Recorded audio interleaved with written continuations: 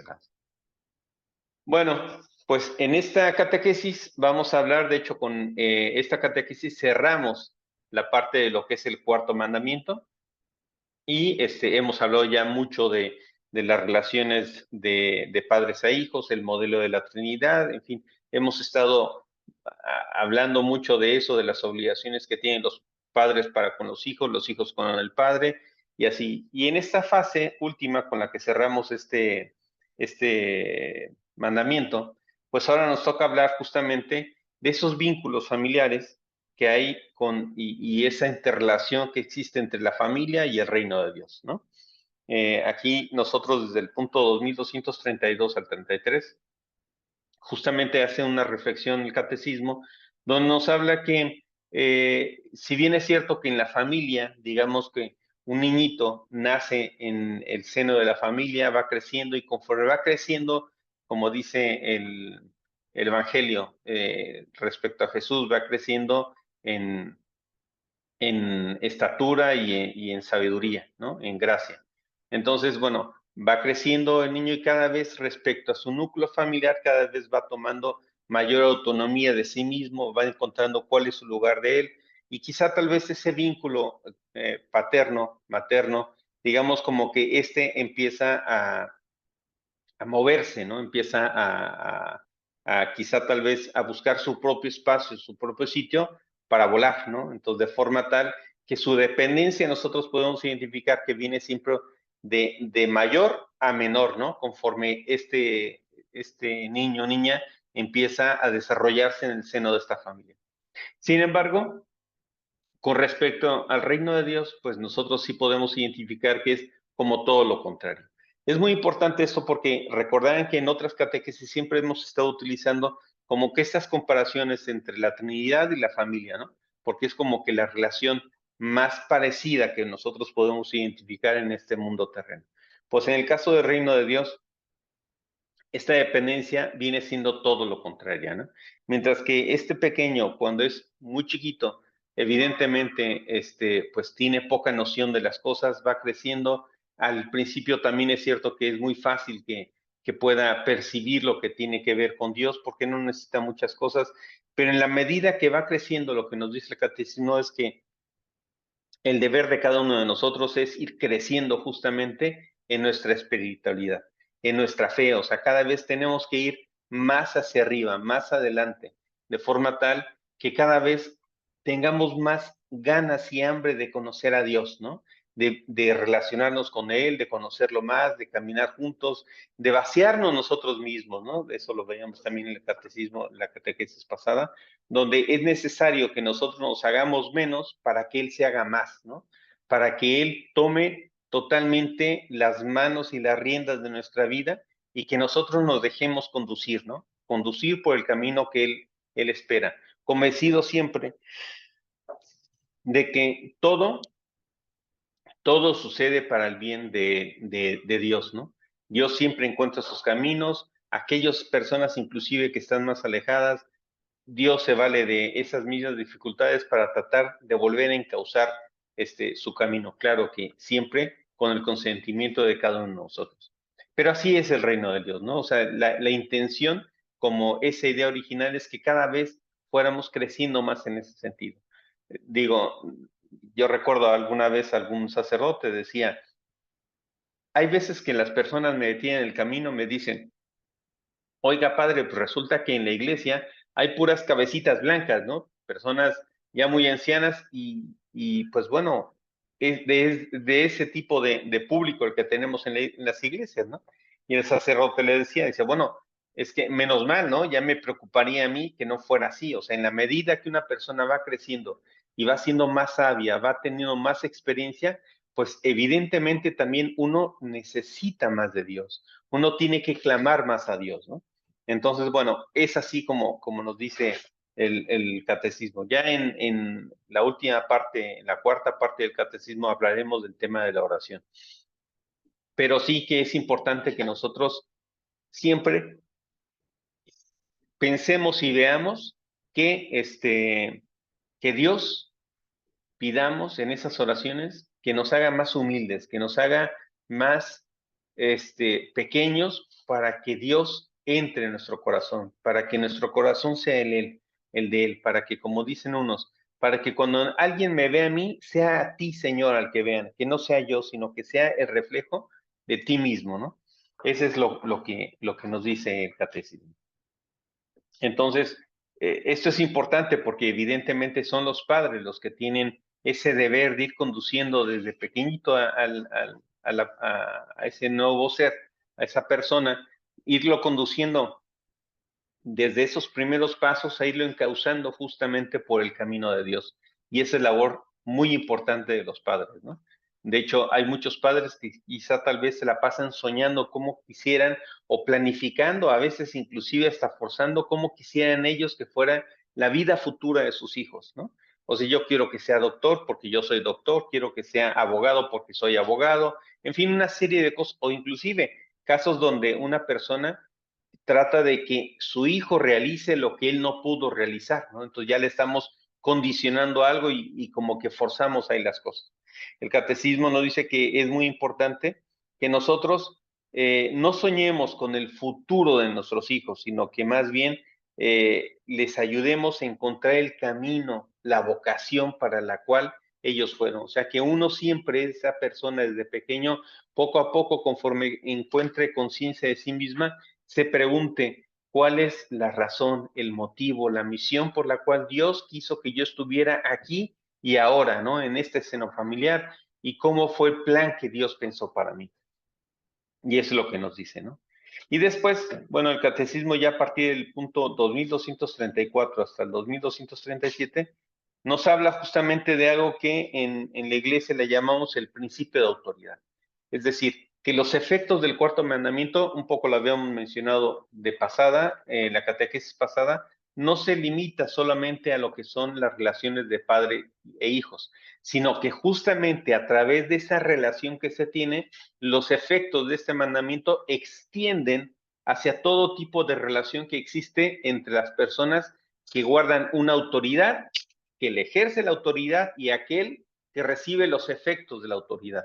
Entonces, aquel que manda y el que es mandado, ¿no? O sea, esas relaciones son las que marca y las que ordena claramente el catecismo. A mí, sinceramente, me llamó la atención que, digamos que lo que vamos a ver adelante son dos grandes bloques. Las obligaciones que tiene aquel que tiene la autoridad para con los súbditos o las personas que reciben esa autoridad, y después veremos justamente las obligaciones de aquellas personas que son sujetas de autoridad con respecto a quien ostenta la autoridad.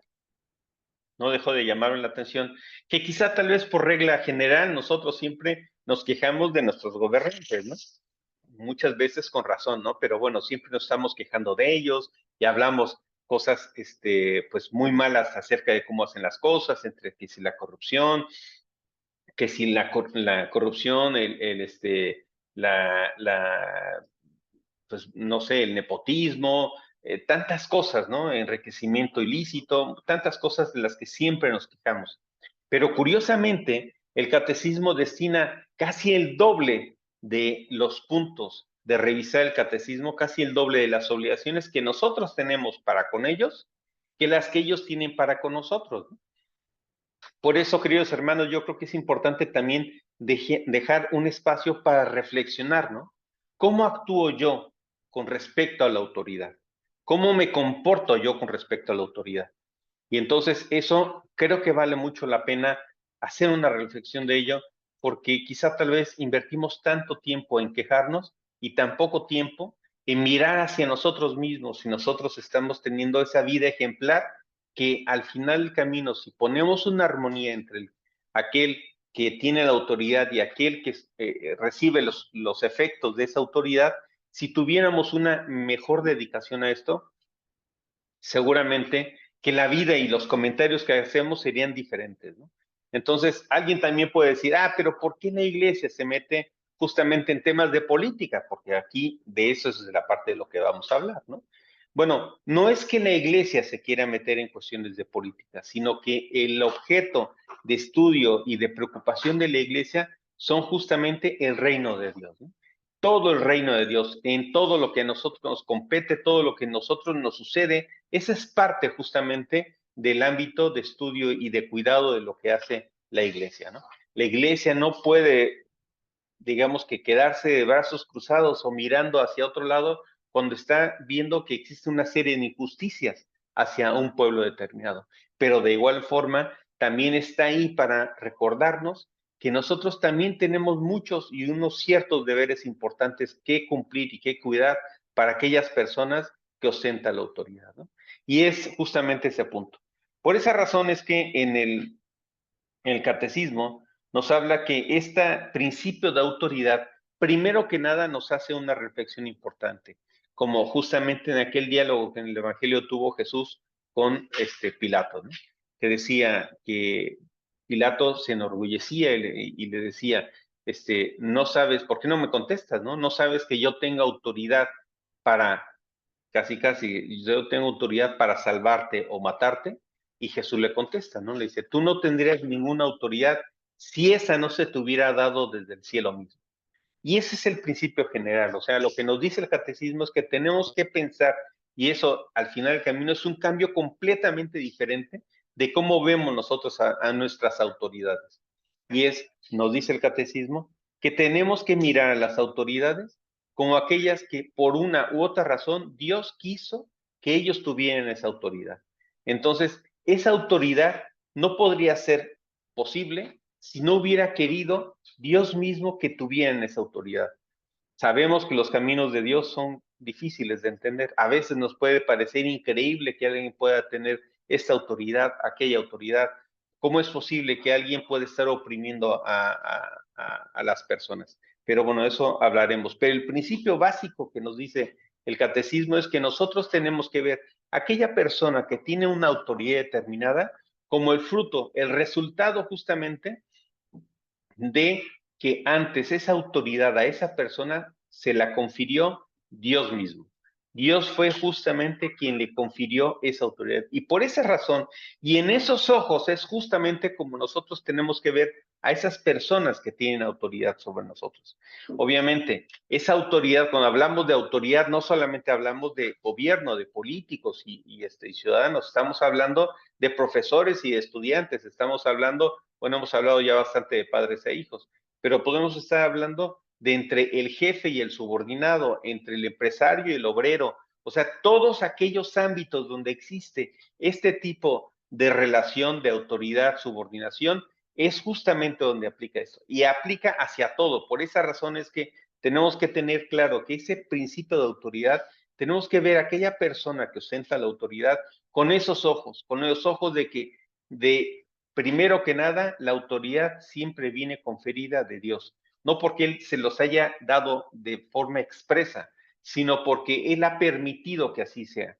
Y nosotros, si Él ha permitido que esto sea así, ¿quiénes somos para ir en contra de los designios de Dios? Entonces, como tal, tenemos que aceptarlo.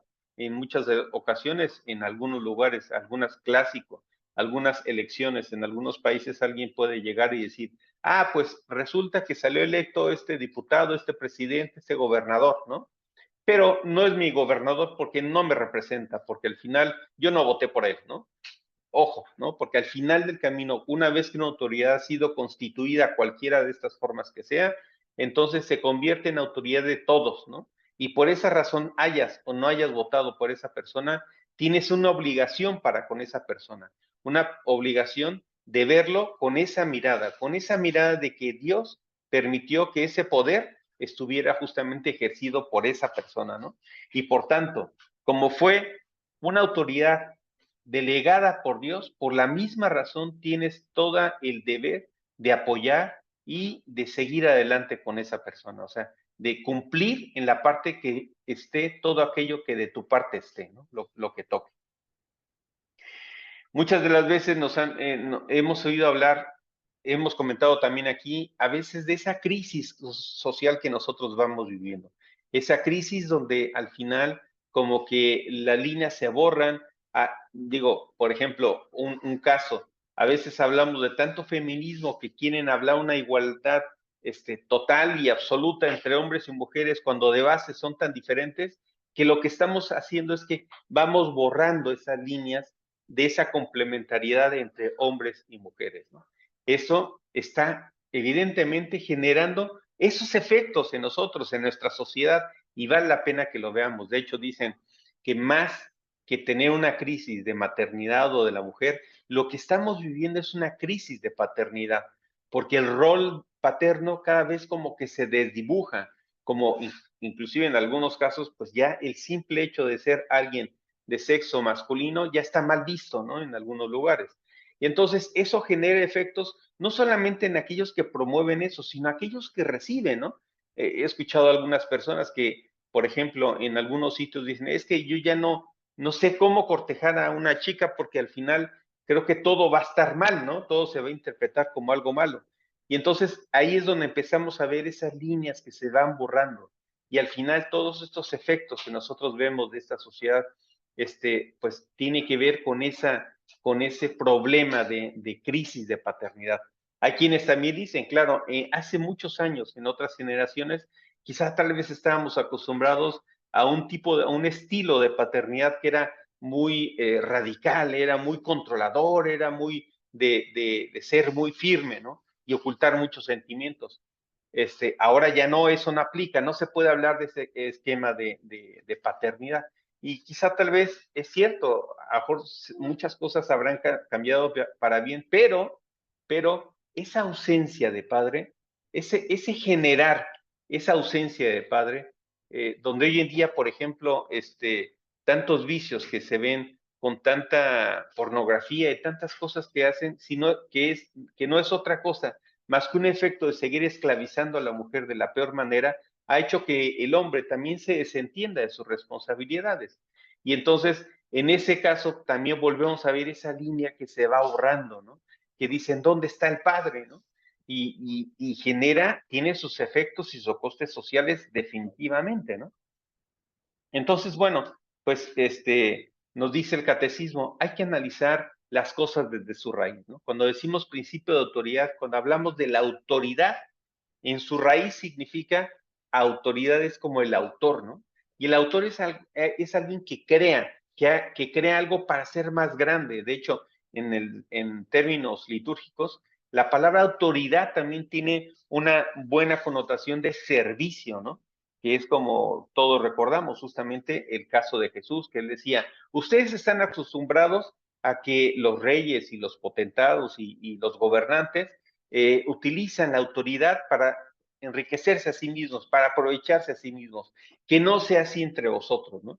Que se les distinga, porque aquel que quiera ser el mayor servidor, que sea el mayor gobernante, que sea aquel que sirva a todos. El que quiera ser el primero, que sea el último, ¿no?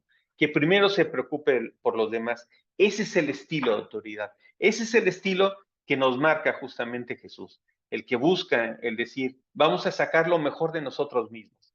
Y entonces eso le implica este mismo hecho, la misma definición, ya en sí mismo le aplica una serie de obligaciones para aquel que ejerce la autoridad, ¿no? Evidentemente, si ya dijimos que es que aquel que tiene y detenta el poder tiene como responsabilidad número uno el servir a aquellas personas que es a quienes se debe, ¿no? A quienes, que por quien está justamente ocupando esos cargos. Entonces, por eso es muy importante que el gobernante tiene como obligación muy importante el poder servirle a aquellas personas que esperan algo de él, que sea realmente su servidor. Esa es la autoridad, el verdadero sentido de la autoridad, ¿no? Entonces, nos dice el catecismo que por esa misma razón es que nosotros debemos de respetar a esa autoridad, ser como que ser fieles hacia las autoridades que están debidamente constituidas, ¿no? Por esa misma razón que ya hemos visto que la autoridad viene de Dios. Y nos dice que por otro lado, pues la autoridad tiene como obligación cuidar mucho el ejercicio de su autoridad. Tiene que poner un especial empeño en no confundir aquellas cosas que son los bienes que son de todos, de aquellas que son propias, ¿no? No se pueden mezclar, porque entonces la tentación puede ser muy grande y ese gobernante que muchas de las veces puede llegar a ser un buen gobernante de inicio, se pierde completamente cuando combina las dos cosas. Cuando se olvida de los demás, de ese servicio para el cual está llamado y empieza a servirse a sí mismo. Esta es una de las obligaciones muy importantes. Nos dice el catecismo, de hecho, que el ejercicio de la autoridad está regulado básicamente por tres elementos, ¿no? El que ejerce la autoridad tiene que tener también una clara conciencia de estos tres elementos. El primero es el origen, que esa autoridad tiene su origen divino, ¿no? Que al final nada puede llegar a ser si no es por voluntad de Dios que quiso estar ahí. Si yo fuera un gobernante y supiera que las cosas que estoy haciendo en última instancia se deben a que Dios quiso ponerme en este lugar, seguramente que mi forma de comportarme hacia las demás personas sería muy diferente y no estaría yo poniendo en riesgo ni buscando intereses particulares si yo supiera de dónde me viene esa autoridad, ¿no? El segundo punto de la autoridad nos dice que también está regulado por la naturaleza racional, ¿no? Por buscar la verdad. Y este elemento es muy importante que muchas de las veces en muchas legislaciones, en muchos países, se pierde de la mente, ¿no? O sea, tiene que ser algo lógico y todo lo que es lógico está ordenado con la verdad, ¿no? No puede haber dos verdades para una misma cosa. La verdad es única e irrepetible, ¿no?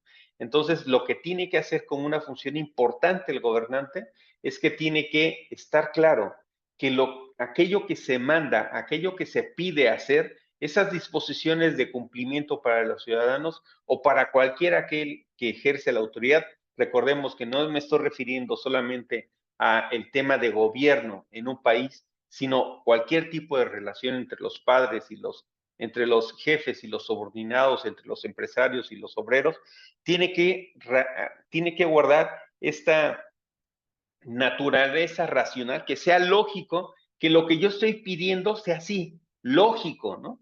O sea, que no puedo yo estar pidiendo algo que es totalmente falso, ¿no?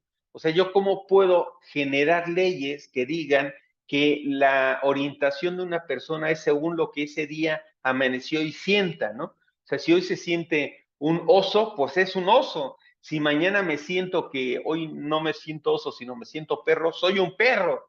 O sea, ese tipo de disposiciones tienen que tener esa racionalidad, esa lógica, porque se tienen que acercar a la verdad. Y muchos dirían, como Pilato, ¿no? ¿Y qué es la verdad?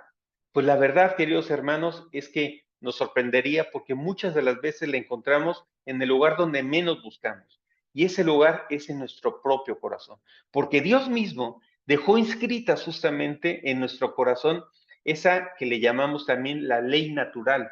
Hay muchas, digamos que semillas de grandeza, semillas de felicidad, semillas de sentido común que Dios dejó puestas justamente en nuestro propio corazón para que esa forma de ver la ley natural pudiera estar en un claro sentido. Y por esa razón es que las leyes hay que cuidar que no sean irracionales o que no sean amorales, ¿no?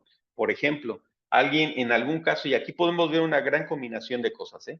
Alguien puede decir, oye, es que esto es o sea, lo que tiene que ver con la ley natural tiene que ver con la moralidad, la forma de comportarse de las personas.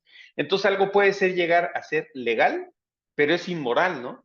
Bueno, por supuesto que el caso más claro que tengo en la cabeza es que puede ser legal abortar a un niño, puede ser legal, pero lo legal no lo convierte en cierto ni bueno, sino es inmoral, porque estás asesinando, ¿no? No lo dices así, pero estás asesinando. Entonces, eso no puede ser una ley que esté orientada a el hecho racional, a la ley natural, no es moral, ¿no? Alguien puede ser inclusive el caso de que nos diga, oye, es que algo es ilegal, pero sí es moral, ¿no? Por ejemplo, en el mismo sentido, un médico que no quiere practicar un aborto y hace uso de su objeción de conciencia, en algún país la ley puede prohibirle eso. Entonces, hasta puede ser sujeto de un caso penal e ir a la cárcel por tratar de hacer valer su objeción de conciencia, de yo no estoy de acuerdo con esto y no quiero practicar un aborto, pero en algunas legislaciones pueden obligarlos. Así de que podemos ver todas las combinaciones, queridos hermanos, pero sí que es por eso que es muy importante que nosotros siempre estemos avisores y muy pendientes de cómo se van desarrollando las cosas, ¿no? Entonces, ese es algo que siempre tenemos que cuidar. Y el tercer punto, que es el elemento que regula la autoridad, tiene que ver con el nivel, el objeto específico, es decir, el nivel de competencia, a quién le corresponde aplicar esa ley que se está haciendo. Entonces, bueno, pues ahí podemos ver en muchas legislaciones, en muchos países, quizá tal vez ese intento por educar a nuestros hijos. De hecho, en Hispanoamérica tenemos así de casos donde todo lo que tiene que ver con la educación de los hijos desde hace muchos años se ha intentado quitarle, robarle esa potestad a los padres para hacerlo el Estado y el Estado poder educar según sus propias orientaciones e ideologías. Y eso no va de esto, ¿no? O sea, justamente el elemento que regula la autoridad también está en este nivel de competencias. A los padres les corresponde decidir únicamente a ellos saber cuál es la educación que sus hijos tendrían que hacer. Que el Estado pueda ayudar en esa misma labor para hacer cosas buenas, sí, pero no debe interferir en ámbitos que son total y absolutamente del ámbito de los padres, ¿no? Como en qué fe religiosa se quiere educar, la motivación para ello, destinar espacios específicos para ese elemento espiritual. Toda esa parte es muy importante, que también no haya como esos intentos de entrometerse en los lugares que no tocan, ¿no? Y en ese sentido, pues también nosotros tenemos que ver que a veces lo que nosotros, como digo yo, a veces lo legal no significa que sea lo correcto ni verdadero, ¿no? Pero también es cierto que hay veces que una opinión generalizada puede ser una corriente de opinión, una idea de todos piensan esto, pero es aquí donde justamente el cristiano tiene que tomar esa postura, ¿no? Decir, lo corriente no es lo moralmente correcto, ¿no? Entonces yo tengo que resistir el que la mayoría de la gente piensa en este sentido para yo ser capaz de resistir en este otro sentido. Ahí tenemos que pedir mucho a Dios, porque como digo, lo legal no precisamente lo correcto, lo corriente, lo común y corriente no es necesariamente lo correcto, y casos de eso nos podemos encontrar muchísimos, ¿no? Entonces, justamente la autoridad de lo que tiene que velar, su autoridad que tiene que tener es que nunca nadie que sujete y que soporte autoridad para algo no puede pasar por encima de la dignidad de la persona, porque la dignidad de esa persona es de Dios, ¿no? No puede pasar por encima de él. Tampoco puede hacer absolutamente nadie que vaya en contra de esta ley natural, de los principios y derechos fundamentales que las personas tienen. No se puede pasar con ello. Y no importa quién sea el que lo diga, ¿no? Ya sea que sea la ONU o que sea el director, empresario, jefe, dueño de una cadena de empresas enormemente importantes, la verdad es la verdad. Y esa parte es la que nosotros tenemos que mantenernos fieles en ello, ¿no? Por esa razón es que es tan importante y por supuesto que nosotros siempre pedimos en nuestras oraciones por los gobernantes, por aquellos en general que tienen ese cargo, esa responsabilidad de mandar, ¿no?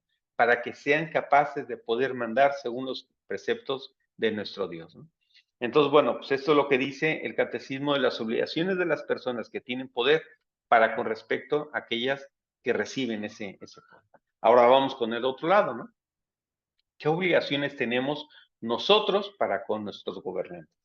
Bueno, pues el catecismo dice que lo primero que nada nosotros tenemos que identificar, y lo dice así, que debemos estar sometidos a la autoridad, a las autoridades superiores, ¿no?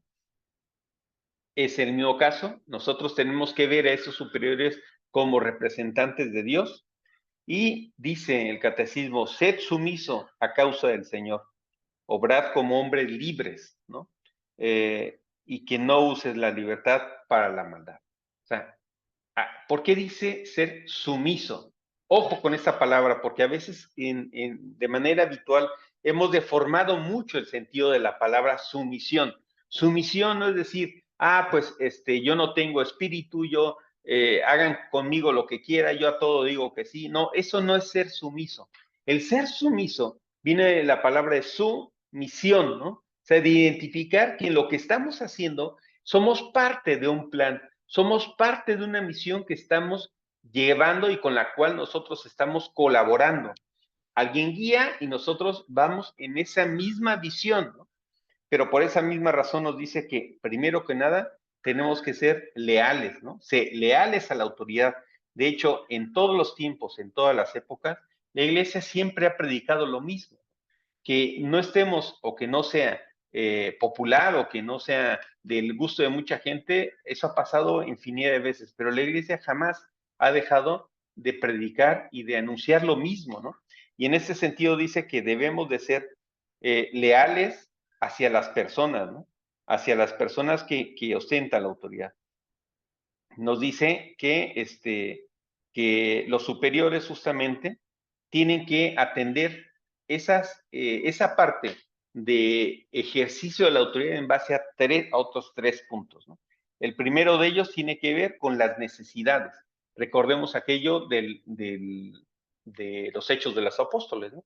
Que decían, todos ponían todo lo que tenían en común y a cada uno se le daba según sus necesidades. Por, ese, por esa razón es que es muy importante que cuando se ejerce la autoridad también se tenga en cuenta cuáles son las necesidades de cada uno de nosotros, porque no tenemos las mismas necesidades, ¿no? Eso como punto número uno.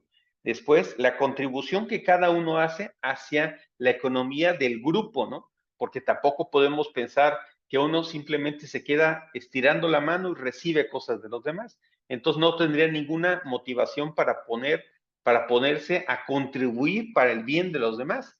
Entonces, por eso el catecismo nos hace énfasis en que es muy importante no solamente identificar nuestras necesidades, sino también cuánto contribuimos cada uno de nosotros para el bien de los demás, ¿no?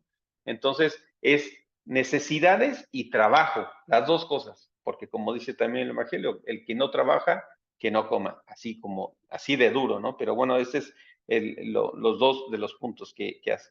Y al final del camino, el tercer elemento que nos dice es que esa autoridad se tiene que atender según la concordia y la paz, que son dos valores muy importantes que nosotros siempre, de hecho, la Iglesia Católica, desde las primeras comunidades católicas, siempre se les veía, se dice que se les identificaba con ese tipo de gestos que tenían, ¿no?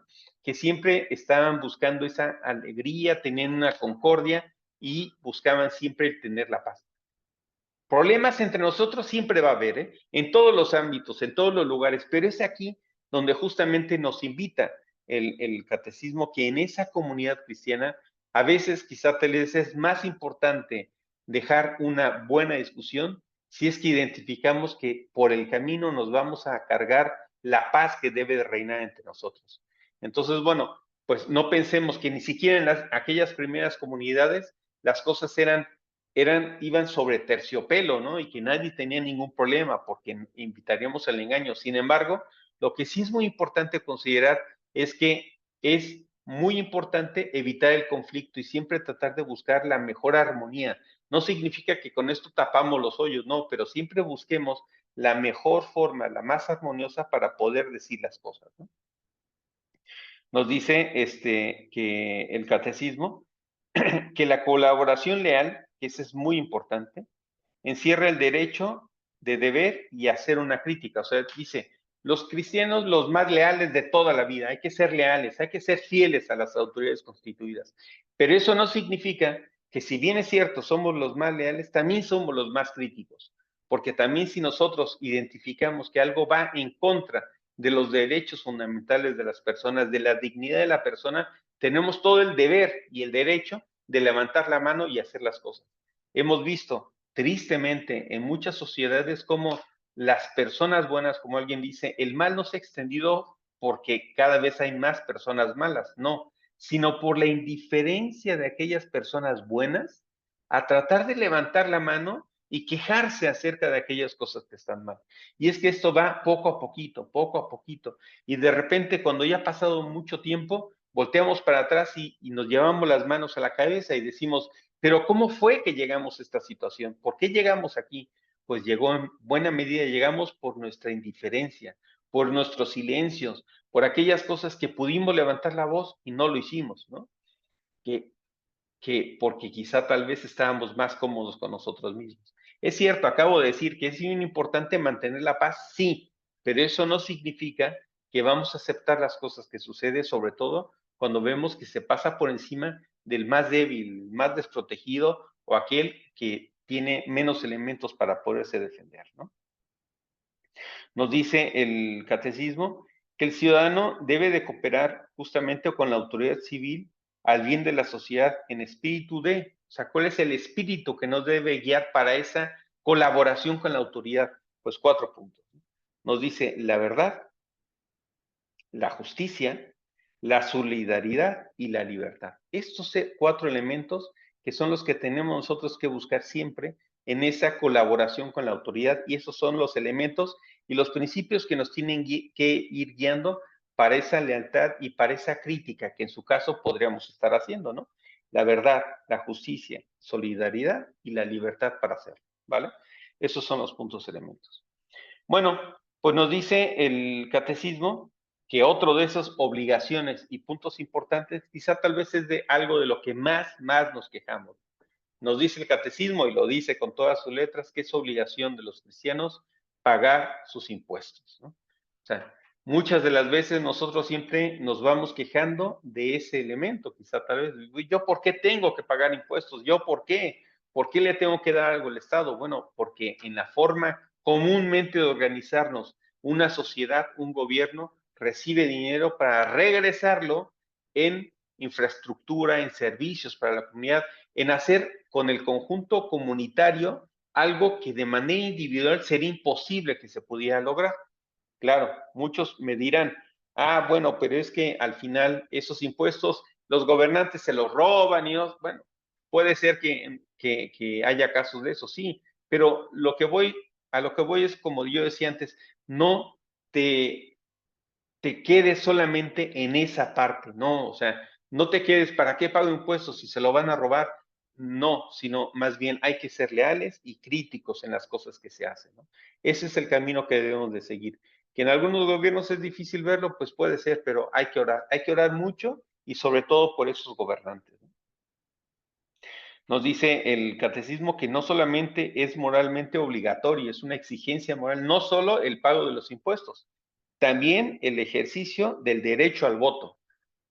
Votes por quien votes, pero el ejercicio del derecho al voto es una obligación que nosotros tenemos como cristianos, ¿no? Y así lo dice el catecismo. El derecho al voto es, todos lo sabemos que es un derecho, pero un deber a veces se nos olvida y es un deber el ir a votar.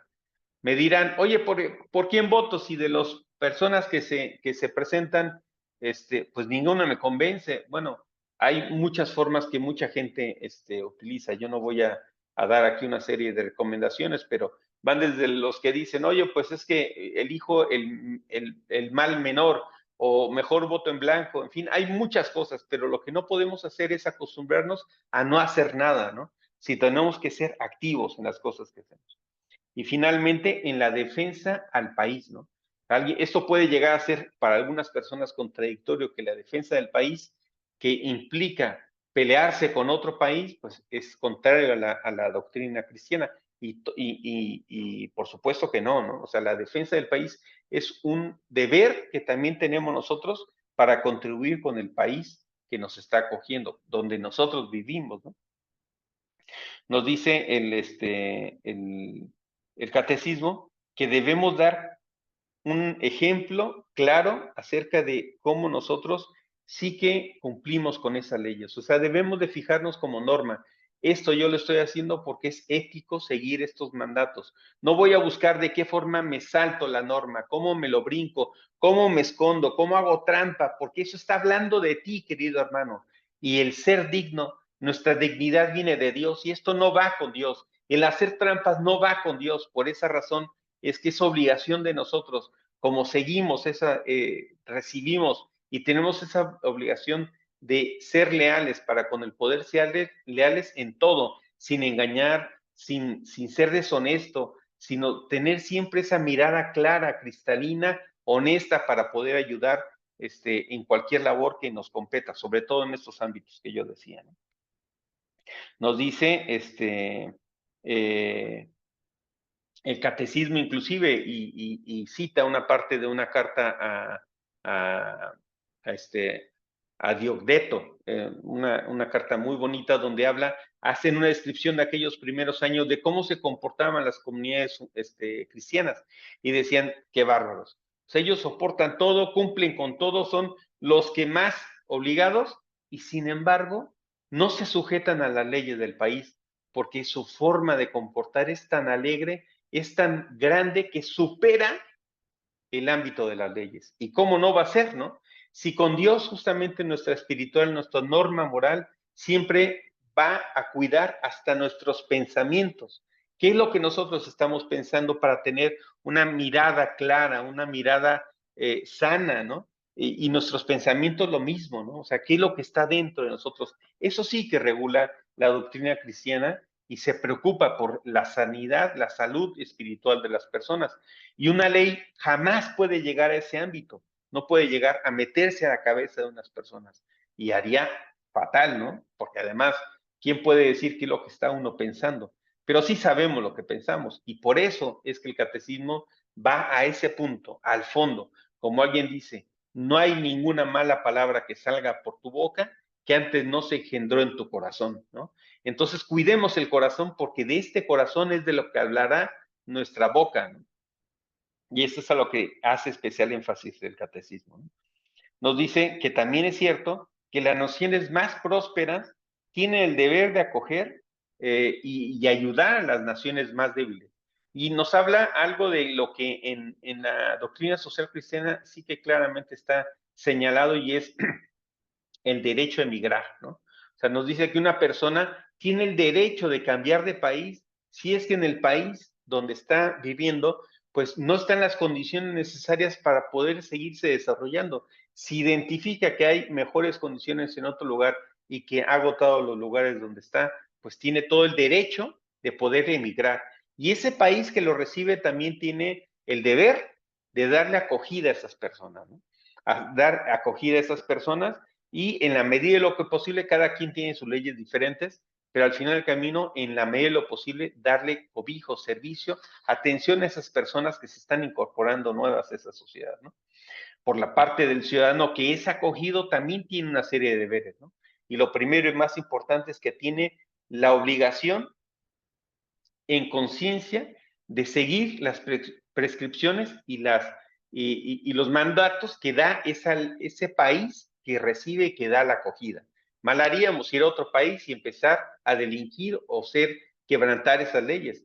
Tenemos la obligación, en su caso, de la parte de la inmigración, de integrarnos a esa misma cultura, integrarnos en esa sociedad. Es un deber muy importante integrarse en la sociedad que nos está dando acogida, ¿no?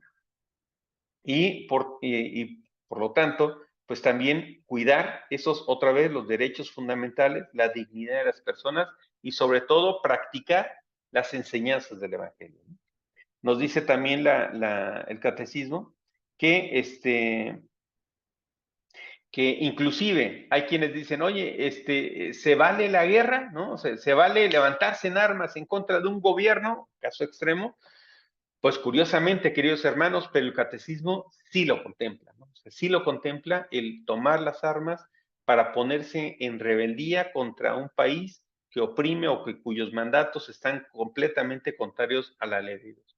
Sin embargo, el catecismo sí que habla de una serie de condiciones, ¿no? O sea, lo primero y más importante nos dice es que una, o sea, se tiene que presentar la situación de que en ese país esas condiciones por las cuales uno no aguanta, la primera es que existan violaciones ciertas, graves y prolongadas de los derechos, de violación de los derechos fundamentales. O sea, que haya violaciones que sean ciertas, graves y prolongadas. Ese es el primer punto. El segundo, o sea, esa es la condición. Y el primer punto es que el cristiano haya, o sea, vamos, que pueda tomar, esté evaluando el tomar las armas después de haber agotado todas las instancias y todos los recursos que tuvo en mano para poderse oponer a una lucha armada, ¿no? El tercer punto es que tiene que validar o medir que los desórdenes que provoque no sean peores que las causas que le dieron origen. Es decir, que no se vaya a hacer mayor desorden que lo que ya se tiene con esas leyes injustas, ¿no? Entonces, es otro de los puntos que se tiene que eh, considerar. El cuarto, de los 5, es que haya esperanza fundada de éxito. O sea, no tiene, puede ser que el grupo de personas que se levantan en armas no lo saben, pero sí que deben medir más o menos las cosas para que tengan una esperanza fundada de que el asunto va a funcionar, ¿no? Y el último es que si es posible prever razonablemente soluciones mejores. O sea, del principio hasta el final. Hay que buscar si hay previsible, si es imposible prever razonablemente soluciones mejores, que esté un poco emparentado con lo primero que decíamos, ¿no? Es decir, que yo he agotado todo, lo he intentado todo, que además ya no me quedan más recursos, ya no veo otra cosa que se pueda hacer, y entonces en ese caso es por eso que me estoy yendo hacia la lucha armada. O sea, un caso como ese también está justificado dentro de lo que nos dice el catecismo de la Iglesia Católica. Vamos, que nuestros principios doctrinales. Casos como esos, bueno, podemos saber algunos cuantos en la historia. Y a lo mejor no cumplieron todos los requisitos, ¿no? Pero, por ejemplo, en mi país, en México, en la Guerra Cristera que se llevó a cabo en los años 20, es una perfecta justificación de esto, ¿no? Cuando el gobierno que entró estaba totalmente decidido a acabar con la fe religiosa de la gente y cerraba templos, mataba curas y estaba totalmente decidido a erradicarlos, inclusive crear una nueva religión que sea paralela y a la oficial, ¿no? Entonces se dañan los derechos fundamentales de las personas, de poder estar en esa libertad religiosa para poder acercarse y ejercer su derecho a su crecimiento espiritual, que las personas identificaron que no tenían otro camino que hacer más que este después de que habían intentado muchas cosas, ¿no? Que si alguien me dice, bueno, es que tenían un cálculo más o menos fundamentado de que tenían posibilidades de éxito, pues a lo mejor en ese tiempo en México, pues no, o sea, eran campesinos de pala y martillo que se levantaron y que tomaron un fusil y se lanzaron a la lucha armada. En fin, ¿qué pasó? Al final, aunque perdieron, ganaron, ¿no? Porque al final el gobierno fue la última vez que intentó hacer este ámbito de cerrar iglesias, de acabar con la fe, y esto ya no se volvió a permitir nunca más, ¿no? Entonces, ese era el punto importante. Y bueno, finalmente el último punto de nuestra catequesis nos dice el catecismo del punto 2244 a 2246, nos habla que es muy importante que que reflexionemos, es lo que nos dice, ¿no? Que cuando en un país se aleja o se intenta seguir como modelo, no algo tan grande y tan puro y tan portentoso como Dios, le quitamos a Dios ese lugar y lo ponemos por los hombres, siempre, siempre, eso no solamente lo hemos visto con la experiencia, sino es claramente lógico, cuando el hombre se pone en ese lugar, el asunto va para mal y no puede ir a peor, ¿no? Y es que cuando, vamos, que ese tipo de caminos, cuando es aquella persona que intenta ponerse como ese juez o como que todo lo controla, empezando según esto con buenas intenciones o con ganas de poder llegar a caminos más cortos para su proyecto de nación, comúnmente se llega a caer en los autoritarios. Y esos ejemplos tenemos así en todo el mundo, ¿no? Y bueno, queridos hermanos, hasta ahí nuestro catecismo del día de hoy y con este cerramos el cuarto mandamiento. A partir de aquí, escucho cualquier duda, inquietud, pregunta, respuestas, aportaciones, bienvenidos.